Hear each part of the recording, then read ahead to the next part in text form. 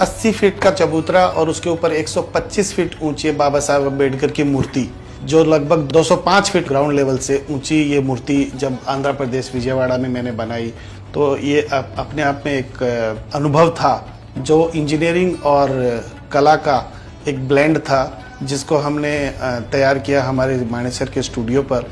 1:1 scale model बनाने के पश्चात काफ़ी सारे आंध्र प्रदेश की उस वक्त की जो सरकार थी जगनमोहन रेड्डी साहब की, उनके मंत्रीगण, उनके ऑफिसर, ये सब हमारे स्टूडियो पर यथा समय आते रहे और हमें गाइड करते रहे उस मूर्ति को बनाने में। जब हम उसके एक एक पार्ट को यहाँ से ट्रांसपोर्ट कर रहे थे तो 125 फीट ऊंची मूर्ति का लगभग 40 फीट ऊंचा पैर जब एक ही ट्रक के अंदर ट्रांसपोर्ट किया जाना था, तो वो एक एक जूता एक एक ट्रक के अंदर ट्रांसपोर्ट हमने किया। और उसके बाद वहाँ जो स्ट्रक्चर खड़ा था, उस स्ट्रक्चर के साथ 80 फुट ऊंचे उस चबूतरे के ऊपर उस पैर को फिक्स करना, लगाना काफ़ी चैलेंजिंग रहा। टावर क्रेन्स थी, बड़े हाइड्रोलिक क्रेन्स थे, जिनके साथ से एक एक पुर्जे को, एक एक टुकड़े को, उनके शरीर के एक एक भाग को जो हमने मूर्त रूप दिया था, उसको उठा करके उसके साथ जोड़ा। जोड़ने के पश्चात उस मूर्ति का पूर्ण निर्माण हुआ।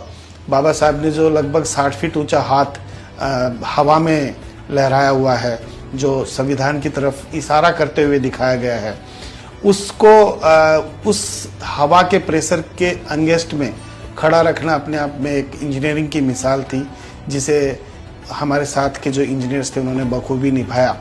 मूर्ति के जो भाव थे, अंबेडकर साहब के जो चेहरे के एक्सप्रेशंस थे, उन्हें उद्घाटन के पश्चात वहाँ के उस वक्त के जो मुख्यमंत्री थे उनके द्वारा बहुत सराहा गया। उसके अगले रोज मीडिया ने भी बहुत उस काम को सराहा। मेरे लिए जीवन का सबसे सुखद अनुभव था कि मैं उस मूर्ति का पूर्ण निर्माण जीरो से लेकर के संपूर्ण कास्टिंग और कास्टिंग के पश्चात उसको वहाँ पे असेंबल करना और असेंबल करके फिनिश करके उसके ऊपर फाइनल पैटिना करना, ये अपने आप में काफ़ी चैलेंजिंग था, क्योंकि हवा का वेग बहुत ज़्यादा था। आंध्र प्रदेश का जो मौसम है वो बड़ा ही शुष्क मौसम होता है। गर्मी में बहुत ज़्यादा गर्मी होती है, इवन सर्दी में भी गर्मी का जैसा ही माहौल होता है।